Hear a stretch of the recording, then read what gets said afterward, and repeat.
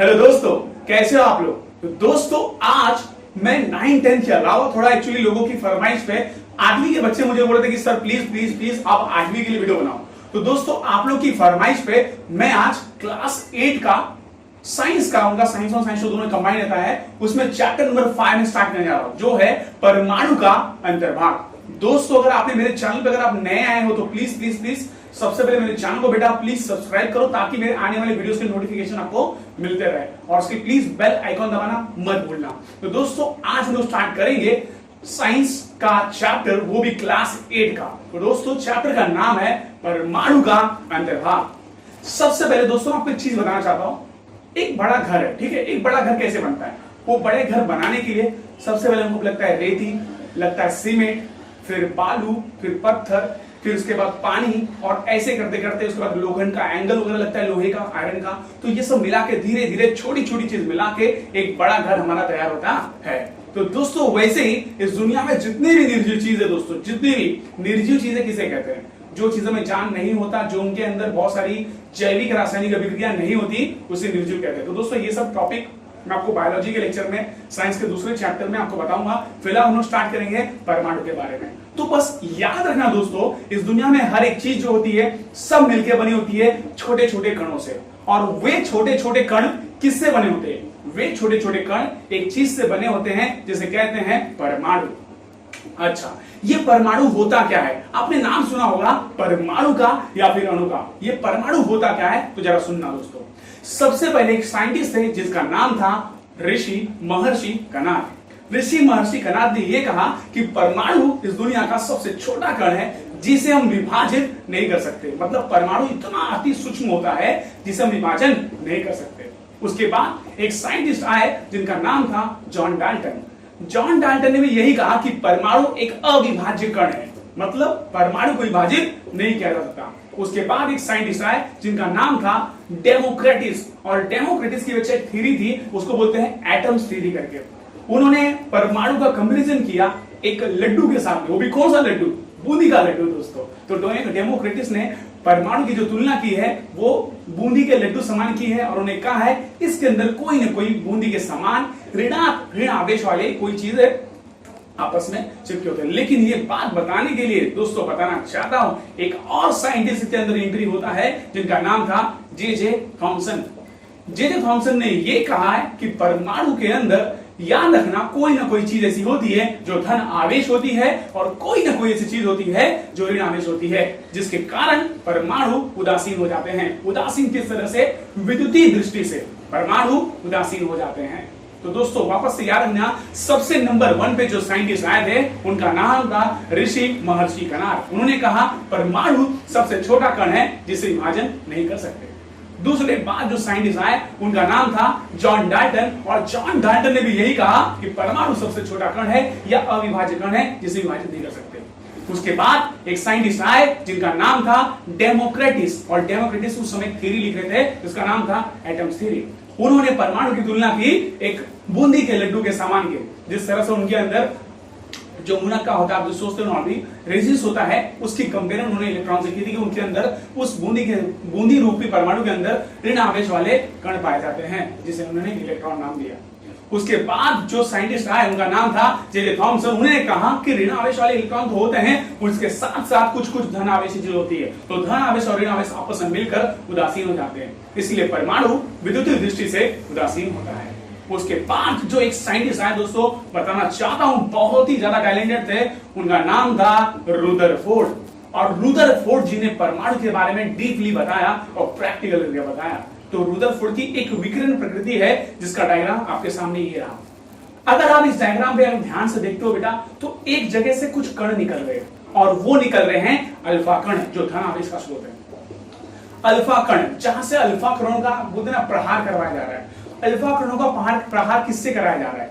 वो कराया जा रहा है एक सोने के पतरा। सोने का पतरा, ये वाला सोने का पतरा नहीं दोस्तों, स्वर्ण पत्र की बात कर रहा हूं, जिसकी मोटाई होती है 0.0004 सेंटीमीटर, अर्थात 10 घाते -4 मिलीमीटर। तो दोस्तों याद रखना, जो चौथे नंबर पे साइंटिस्ट है उनका नाम था दोस्तों, पहले नंबर पे थे महर्षि कणाद, दूसरे पे थे जॉन डाल्टन, तीसरे पे थे डेमोक्रेटिस, चौथे पे आए जे थॉमसन, पांचवें नंबर पे जो साइंटिस्ट आए उनका नाम था रुदरफोर्ड। और रुदरफोर्ड का विकिरण प्रयोग का आकृति दोस्तों आप लोग देख ही रहे हो।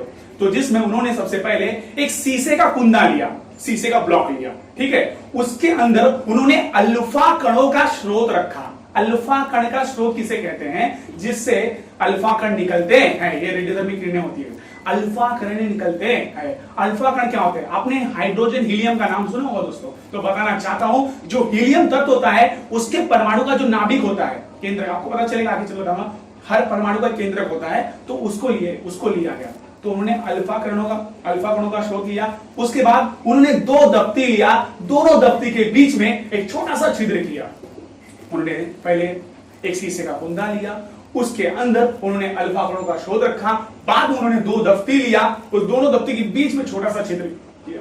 उसके बाद उसके पीछे उन्होंने लिया एक स्वर्ण पत्र, सोने का पत्रा, जिसकी मोटाई थी लगभग 0.000004 सेंटीमीटर, अर्थात 10⁻⁻⁴ मिलीमीटर।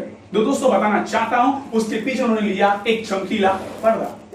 उन्होंने जब अल्फा किरणों बोलो या अल्फा कण बोलो, उन्होंने दोनों चीजों से उसको गुजारा और उसका आक्रमण करवाया उन्होंने किस पर? उस स्वर्ण पत्र पर। तो उन्होंने ये चीज नोटिस किया कि कुछ स्वर्ण पत्र, कुछ जो अल्फा कण है वो आर पार हो गए। पहला कंडीशन, उन्होंने 4 चीज देखा। उन्हें ऐसा लगा था कि मात्र 2 चीजें होंगी, या कुछ अल्फा कण आर पार हो जाएंगे या कुछ अल्फा कण टकरा के उनका विचलन आके वापस लौट आएंगे। लेकिन बताना चाहता हूं उनको दोस्तों, उनको 4 चीज देखने मिली। पहला, कुछ अल्फा कण तो आर पार हो गए।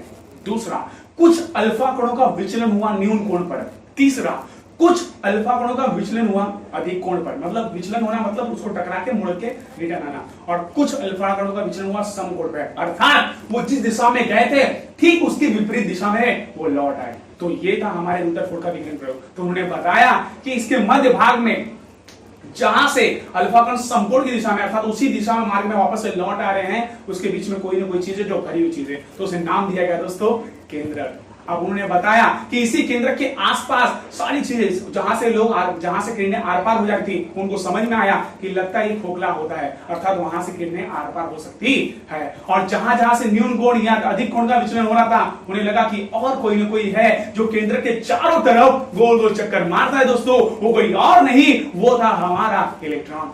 तो दोस्तों इस प्रकार रुदरफोर्ड ने विकिरण प्रयोग किया। एक बार छोटा सा रिवीजन लेता हूं। उन्होंने शीशे का कुंदा लिया, उस शीशे के कुंदे में उन्होंने अल्फा कणों का स्रोत रखा।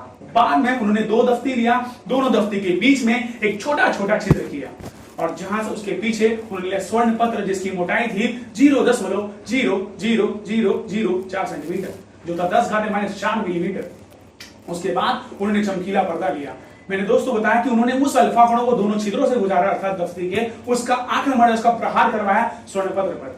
कुछ अल्फा कण आर पार हो गए, और आर पार होने के बाद चमकीले पर्दे पे जहां गिरे वो पर्दा उस भाग को चमकने लगा। कुछ अल्फा कणों का विचलन न्यून कोण पर हुआ, कुछ अल्फा कणों का विचलन अधिक कोण पे हुआ, और कुछ अल्फा कण जिस दिशा में गए थे ठीक विपरीत दिशा में उनका विचलन हो गया। उन्होंने कहा कि इसके परमाणु के हर एक परमाणु के मध्य भाग में केंद्रक होता है और आसपास इलेक्ट्रॉन घूमते रहते हैं। तो ये था रुदरफोर्ड के विकिरण की प्रकृति।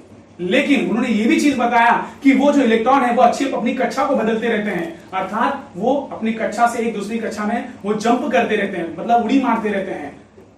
वो कैसे आते हैं, लेकिन उनका रीजन उन्होंने बताया। तो दोस्तों बताना चाहता हूं बस इस एक क्वेश्चन का जो आंसर है ये हमारे बता दिया था सर नील्स बोहर नाम के वैज्ञानिक ने, जो 6 नंबर के थे। नील्स बोहर ने, वैज्ञानिक ने बोल दिया कि हाँ वो अपनी कक्षा को चेंज करेंगे, कब? जब उनको ऊर्जा मिलेगी तब। और ये बात बताया नील्स बोहर ने, जिसके वजह से दोस्तों बताना चाहता हूं कि नोबेल जो प्राइज होता है, सर की उपाधि होती है नोबेल प्राइज, वो नील्स रुदरफोर्ड को ना मिलते हुए वो मिल गया हमारे नील्स बोहर को। बस एक छोटा सा मिस्टेक, एक छोटा सा आंसर नहीं दे पाए थे रुदरफोर्ड, जिसकी वजह से नील्स बोहर को मिल गया बेटा नोबेल प्राइज। तो दोस्तों ये थे हमारे रुदरफोर्ड की विकिरण की प्रकृति। आगे कैसे न्यूट्रॉन की खोज हुई मैं आपको बताऊंगा मेरे अगले वीडियो में। प्लीज दोस्तों तब तक मेरे चैनल को प्लीज लाइक करो, शेयर करो, सब्सक्राइब करो। तब तक ये दोस्तों थैंक यू, जय हिंद।